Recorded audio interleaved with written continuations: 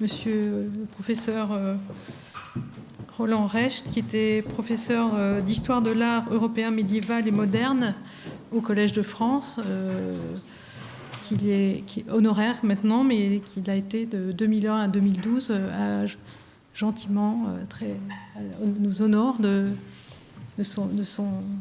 sa présence et de son commentaire de conclusion. Et ensuite, on dira un mot de la fin pour remercier. Heureusement que la durée des conclusions n'est pas imposée, parce que je voudrais qu'elle soit brève, et vous aussi sans doute.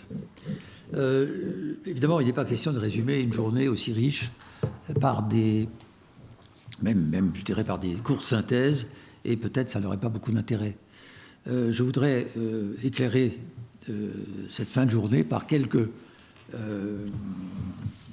approches, je dirais, qu'on pourrait faire, non pas présentant cela comme des lacunes que j'aurais la prétention de combler, pas du tout, mais plutôt comme d'autres manières d'entrer dans les thématiques qui ont été abordées. D'abord, je constate que cette journée a été consacrée finalement à la mise en présence à la fois d'une institution ou d'institutions de collection publique, il s'agit du musée du Louvre, bien entendu, mais assorti ou augmenté d'un lieu d'enseignement, et d'un autre côté, d'un enseignement public. Et au fond, les deux posent la question du public. À quel public s'adresse le Collège de France quand il enseigne l'histoire de l'art, quand on y enseigne l'histoire de l'art, et à quel public s'adresse, par exemple, l'école du Louvre, ou même, d'une certaine manière, utilisant le musée lui-même, comme on l'a dit, comme un laboratoire. Et puis, il y a aussi la question prosopographique. Toutes ces personnalités qui ont été évoquées montrent que constamment, ce sont des jeux de personnes, des jeux d'influence, de contact ou d'absence de contact, des carrières qui se font d'une manière que, personnellement, je trouve très étrange, comme celle de Huyghe. On ne va pas l'accabler, mais enfin, c'est vrai qu'on peut vraiment se poser des questions. Je n'ai pas connaissance d'un autre professeur du Collège de France qui nous raconte qu'il a rencontré quelqu'un en lui disant « Vous pourriez peut-être me présenter ». Normalement, le Collège suscite des candidatures, mais on ne peut pas être candidat au Collège de France. Bon, ça c'est un point intéressant, et il faudrait chaque fois, effectivement, je dirais, faire une sorte de tissu à partir de ces personnalités, voir comment les réseaux de sociabilité, mais aussi de collégialité, de compétences se font ou se défont. Alors j'aimerais juste relever 3 ou 4 thèmes qui me paraissent se dégager de ces passionnantes contributions.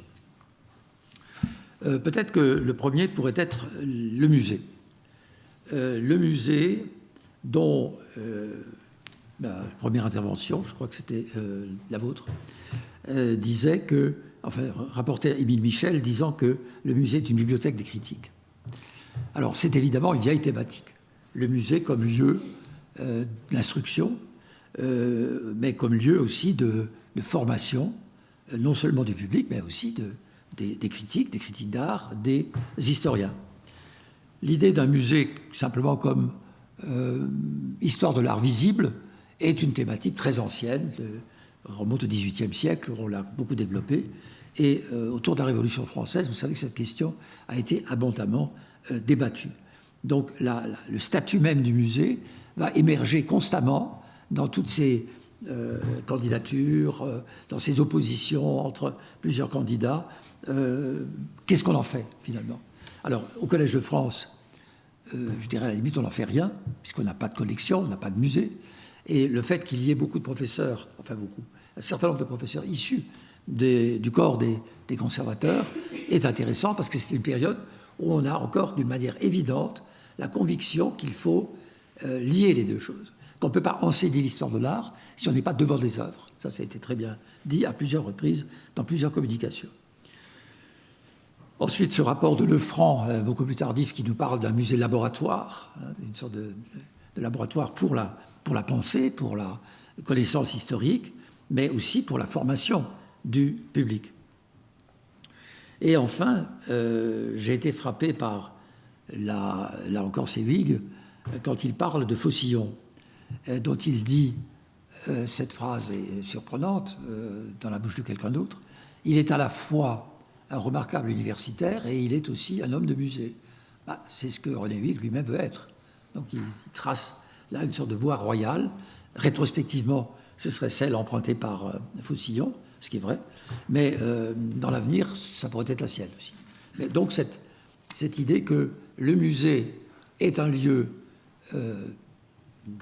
d'exercice, un lieu où on apprend à voir et on montre au public comment il faut regarder les œuvres, et en même temps qu'il est aussi une source de, j'allais presque dire, de production de la pensée critique. Un des aspects qui me paraît très important aussi dans ces exposés, c'est la relation entre ce qui se passe en France et ce qui se passe en Allemagne. Alors ce n'est pas toujours explicite, je dirais même souvent ça ne l'est pas. Ça l'est par le passage à travers l'esthétique en particulier, dont on a dit l'origine de la pensée philosophique allemande, 1750, Baumgarten, et ensuite Kant et Hegel, bien entendu, qui va jouer un beaucoup plus grand rôle encore, dans la mesure où Victor Cousin, qui va avoir une importance considérable comme introducteur de la pensée de Hegel en France, de l'esthétique de Hegel en France, va diffuser cette esthétique hegelienne. Alors, ça, c'est un aspect du contact entre la France et l'Allemagne. Et puis ensuite, l'histoire de l'art est une discipline ancienne en Allemagne, ça, je vous l'ai dit, mais il faut peut-être le ressouligner. Même si Winkelmann est considéré comme le premier historien de l'art, il est quand même l'historien de l'art antique, et l'histoire de l'art va véritablement connaître son vrai développement lorsqu'on aura effectivement franchi le pont entre l'Antiquité et les temps modernes. C'est ce que vont faire des historiens de l'art comme Rumor, Wagen ou Kugler en Allemagne. Là, nous sommes avant le milieu du XIXe siècle. Alors, qu'est-ce qui se passe encore ensuite, avec l'esthétique en France? Je l'ai dit ce matin déjà dans une brève intervention, mais je crois que c'est une question sur laquelle il faudrait absolument se pencher encore plus. Émilie l'a fait très bien, mais je pense que vous avez amorcé quelque chose qu'on pourrait vraiment développer. C'est quelle est la définition française de l'esthétique? Là, je dois dire, je ne pourrais pas répondre, mais vous peut-être. Vous non plus. Bon, je ne peux pas répondre à la définition française de l'esthétique. Et je pense que c'est une des raisons pour lesquelles elle est là tout le temps, cette esthétique. En fait, on ne sait pas la définir, mais elle est une accroche formidable, elle est une enseigne pour une chair. Donc, esthétique, ça va très bien. Et bien sûr, en effet, c'est la définition de loi, c'est la définition du beau. Alors, vous allez me dire, on ne peut pas faire un cours d'1 an pour définir le beau. Eh bien, apparemment, si, parce qu'on passe par les objets. Évidemment, cette esthétique est en effet une esthétique pratique, c'est évident. Alors, j'ai beaucoup aimé l'exposé de Claire Barbillon aussi, quand elle nous parle de la question de l'esthétique telle qu'elle est traitée par Charles Blanc. Lorsque Charles Blanc est préoccupé par sa grammaire, il trouve en effet une sorte de, j'allais dire presque de solution sémiotique, avant l'heure, pour l'esthétique. Dire quelle grille pourrait-on apposer pour lire les œuvres d'art? Et alors je me demandais, là aussi, je reste sur une question, c'est pas vraiment fait pour une conclusion, enfin, je reste sur une question. Cette idée de grammaire vient pas mal de temps tout de même avant Evelflin et Schmarsow. Mais tous les deux ont cette préoccupation, d'autres manières, mais ce sont aussi des pensées anhistoriques, c'est-à-dire comment définir le baroque, à la limite à toutes les époques de l'histoire, comment définir quelque chose comme une grille de lecture du vitrail, comme le fait Schmarsow. Il y a là vraiment quelque chose de très étrange.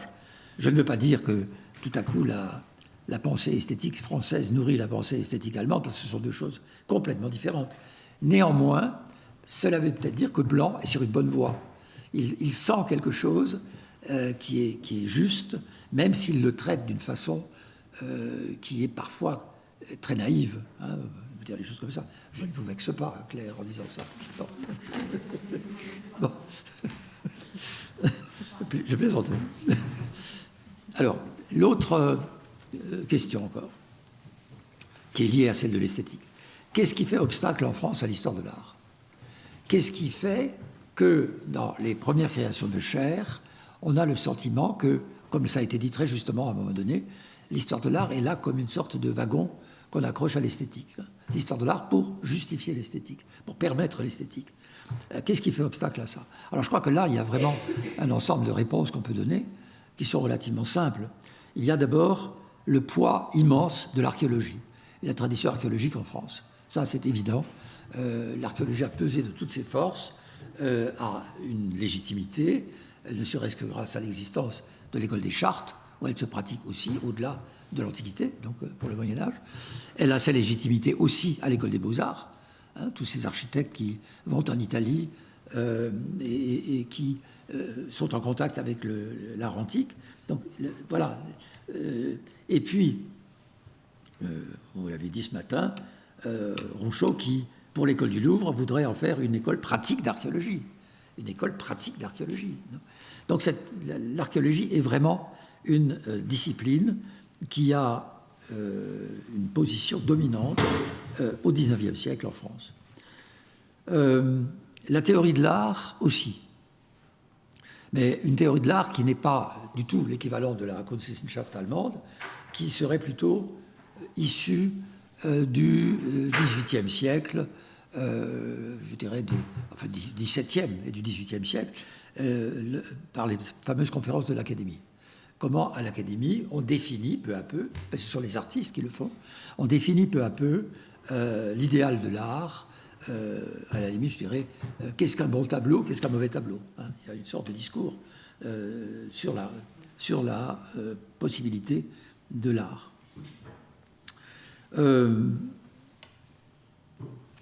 Donc, qu'est-ce qui fait obstacle? Alors voilà déjà deux éléments. L'existence d'une tradition qui n'est pas historique, mais qui est critique, et qui est essentiellement détenue par les artistes eux-mêmes, le discours des artistes sur l'art, ça c'est extrêmement important, et même revendiquer une légitimité pour l'artiste qui est encore valable pendant la Révolution.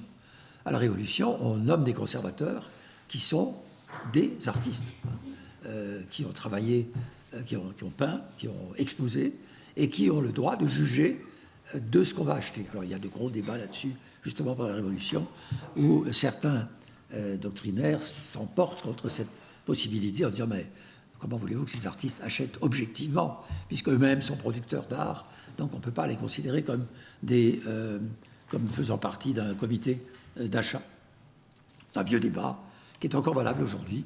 Hein, est-ce que l'artiste peut avoir un discours légitime sur les œuvres d'art en tant qu'historien de l'art? Je parle de cela, je ne dis pas en tant que peintre, évidemment. Alors, un autre point, et ce sera le dernier, la question du Moyen-Âge. La question du Moyen-Âge est très intéressante parce qu'on s'aperçoit que finalement, le premier vrai titulaire d'une chaire médiévale, c'est Faucillon, indiscutablement. Bon, Émile Malle a échoué. Par contre, il a été pris à la Sorbonne comme professeur, même le premier titulaire d'une chaire d'art chrétien du Moyen-Âge, auquel va succéder aussi Faucillon. Donc Faucillon va brusquement occuper, à partir des années 20 et surtout 30, une position hégémonique, absolument. Le Moyen-Âge de Faucillon est un Moyen-Âge très différent, par exemple, de celui qui est pour Gabriel Millet, le Moyen-Âge byzantin. Pour Gabriel Millet, le Moyen-Âge byzantin, c'est essentiellement l'iconographie chrétienne. Et son grand livre, sa grande thèse, magnifique, encore aujourd'hui tout à fait valable, porte sur l'iconographie chrétienne. L'importance de Faucillon, c'est parce qu'il déplace son centre d'intérêt sur la forme, sur l'étude de la forme, qui suppose la connaissance à la fois de l'histoire de l'art allemande, bien entendu, mais qui suppose aussi la connaissance de la psychologie de l'art, telle qu'elle est élaborée à la fin du XIXe siècle, et même, je dirais, de la sociologie de l'art. Donc Faucillon est, de ce point de vue-là, quelqu'un qui ouvre l'horizon d'une manière absolument remarquable. Ce n'est pas par hasard que Huyghe essaye de se mettre sous son aile, de se placer dans sa tradition, en tout cas. Et cet événement, qui peut paraître mineur dans le temps, qu'est le premier cours de Viollet-le-Duc, où il a pu prononcer un mot ou deux, je ne sais plus trop, qui a été caractérisé, je me demande si c'est pas Kant d'ailleurs qui dit ça, Maxime Kant, un chahut babylonien. Hein, c'est ça, un chahut babylonien. On a du mal à imaginer ça aujourd'hui. Ça veut dire qu'à ce moment-là, toute l'école des beaux-arts refuse absolument de prendre en compte le Moyen-Âge comme une époque qui serait précisément dans le prolongement de l'Antiquité. Et nous sommes dans les années 1860. Alors que l'école des Chartes existe déjà, il y a là quelque chose qui est absolument intéressant et important. D'où aussi, je crois, une explication, peut-être un peu mécaniste, du succès de Courageau. Si Courageau va devenir une figure essentielle, très populaire, très écoutée, et Vitry est un élève de Courageau, par exemple, il y a toute une succession de grands noms de l'histoire de l'art qui respectent énormément Courageau et qui font même parfois, je dirais, l'impasse sur les dérapages de Courageau pendant ses cours. Il s'emportait, il s'enflammait, tout juste il ne montait pas sur les tables, il faisait des grandes proclamations qui étaient parfois d'une très très grande violence. C'était une façon d'instrumentaliser les objets du musée pour une idéologie qui n'est pas très éloignée de celle que va développer, par exemple, un Strygovski, c'est-à-dire de mettre en place une interprétation de l'art absolument qui bouleverse complètement les canons historiographiques habituels pour dire que c'est l'art français. Alors c'est un peu compliqué à expliquer, c'est pas français, c'est le résultat de courants venus de l'Est, du Nord, mais certainement pas d'Italie, ou très peu d'Italie. Donc il y a, je crois, dans ces prises de position, quelque chose d'extrêmement important, qui s'explique aussi par le contexte de l'époque, que nous comprenons peut-être un peu mieux aujourd'hui. Il y avait à ce moment-là de grands mouvements d'immigration d'Italiens en France, et il y avait des moments de grande violence opposant des Français de souche à ces Italiens qui venaient là travailler et, entre guillemets, prendre leurs emplois. Vous voyez, c'est un discours qu'on comprend assez facilement, enfin qu'on comprend, je veux dire qu'on entend facilement. On sait ce que ça veut dire aujourd'hui. Voilà, donc l'introduction de l'art médiéval est une affaire importante, intéressante, qui pourrait être un thème de réflexion, je dirais depuis en fait le 19e, précisément, depuis l'école des Chartes, depuis le chahut babylonien de ce pauvre Viollet-le-Duc, et ensuite jusqu'à Faucillon. Voilà quelques remarques comme ça, en passant, excusez-moi, de la légèreté avec laquelle je les présente, parce que je n'ai évidemment rien préparé. Je vous ai écouté, et puis au fur et à mesure, les choses me sont un petit peu revenues à l'esprit, ou les choses, vous les avez fait naître dans mon esprit. Et je voudrais simplement dire que cette journée que vous avez organisée a été extrêmement intéressante pour moi. J'y ai appris beaucoup de choses. J'ai vu aussi, qui n'est pas sans intérêt, comment des regards extérieurs, même si vous travaillez au Collège de France depuis un moment, mais des regards extérieurs peuvent percevoir le Collège de France, hein, comme si vous aviez la tentation de l'aligner toujours sur des institutions connues, alors que c'est un endroit où rien ne se fait comme ailleurs. Hein, il faut absolument se distinguer, sans doute c'était une volonté très ancienne, où rien ne se passe comme ailleurs, ne serait-ce que par les histoires de crédit de chair dont j'ai parlé, des candidatures dans seconde ligne, etc., etc. Tout ça, ce sont des pratiques qui ont évolué indiscutablement elles ont évolué, mais très peu. C'est quand même une maison qui tient beaucoup au respect de la tradition et même au respect d'un certain nombre de rituels. Ça, c'est absolument évident. Mais bon, voilà donc le mot de la fin, pour moi, c'est un grand merci pour cette journée et j'espère que vous nous organiserez une autre, parce que tout la rend nécessaire. Donc. Merci.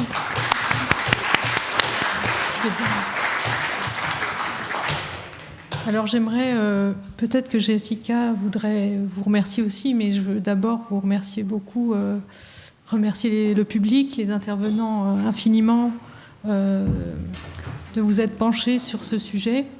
Et si on a parlé d'histoire contrefactuelle, et je pense que Monsieur Compagnon serait absolument ravi de cette journée et vous remercierait aussi infiniment. Donc merci Jessica, mais je lui laisse la parole si elle veut. Je crois que nous sommes un peu tous fatigués, donc je vais aller à l'essentiel. Mille merci. Mille merci d'abord parce que le travail de réflexion avait commencé en amont et je dois souligner à quel point j'ai été bien accueillie et chaleureusement accueillie par des historiens de l'art qui ne me connaissaient pas. Je n'appartiens pas à cette discipline. Et voilà, j'ai trouvé vraiment cet accueil très généreux et ça m'a permis d'apprendre beaucoup. Et ça a été très stimulant pour moi. Et voilà, donc mille merci pour ça. Et puis, j'ai trouvé toutes les communications passionnantes. J'étais très sensible au fait que vous soyez allé beaucoup dans les archives, que vous ayez fait il y a eu un travail mais immense que je tiens à souligner de chaque intervenant. Et voilà, je crois que ça a donné toute la richesse et toute la nouveauté à cette journée. Donc, je sais que Monsieur Compagnon vous écoutera vite et on discutera avec lui de s'il y a une publication en ligne, de ce qu'on va faire après de cette journée.